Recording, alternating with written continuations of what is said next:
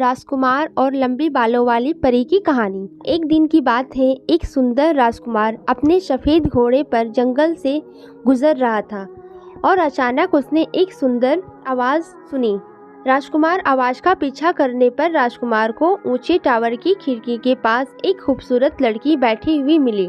उस लड़की का नाम सिंड्रेला था। राजकुमार उस लड़की से मिला। एक दिन राजकुमार ने चुड़ैल को टावर पर चढ़ते देखा और उसका मंत्र सुना। राजकुमार अगले दिन फिर टावर पर गया और अंधेरा होने तक इंतजार किया। जैसे ही अंधेरा हो गया, राजकुमार चिल्लाया, सिंड्रेला सिंड्रेला, अपने बाल नीचे करो। अचानक एक लंबी बालों की चोटी नीचे आ गई और राजकुमार ऊपर चढ़ गया। सिंड्रेला राजकुमार को देखकर डर गई, क्योंकि यह उसकी किसी पुरुष से पहली मुलाकात थी। जल्द ही उन दोनों में बातचीत होने लगी और एक दूसरे से प्रेम हो गया। राजकुमार ने सिंड्रेला से उससे शादी करने और उसके राज्य में जाने के लिए कहा। सिंड्रेला शैतान हो गई और उससे कहा कि अब जब भी मुझसे मिलने आए तो एक फूल लेकर आए। राजकुमार अपने महल गया और फूल लेकर हर दिन सिंड्रेला से मिलने लगा। सिंड्रेला उस फूल को अपने बालों में बांध लेती और अपने बालों को घुमाती।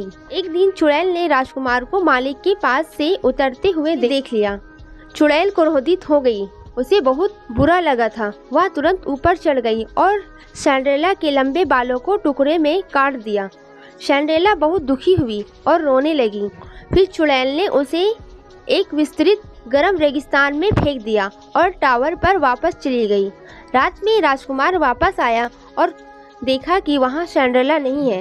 राजकुमार ने सिंड्रेला को खोजने के लिए निकल पड़ा। चुड़ैल ने राजकुमार से कहा, अब तुम अपने प्रेम से कभी नहीं मिल पाओगे। मैंने उस सिंड्रेला को तपते रेगिस्तान में फेंक दिया और अब मैं तुम्हें मार डालूंगी। चुड़ैल ने राजकुमार को खिड़की से बाहर ढकेल दिया। राजकुमार एकदम गुलाब की झाड़ी पर गिर पड़ा। राजकुमार जंगल में सिंड्रेला की तलाश करता रहा। कई साल बीत गए और आखिरकार रेगिस्तान तक पहुंचने में कामयाब हो गया। अचानक उसने एक आवाज सुनी और रोते हुए उसकी ओर दौड़ा। फिर उसे सिंड्रेला मिली, जो जोर जोर से रो रही थी।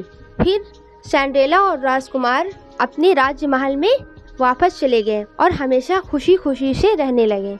इस कहानी से यह सीख मिलती है, जो होना तय है वह किसी भी तरह से होकर ही रहता है। भाग्य को कोई भी नहीं बदल सकता। अगर हमारी स्टोरी पसंद आई तो इसे लाइक करें, मेरे चैनल को सब्सक्राइब करें।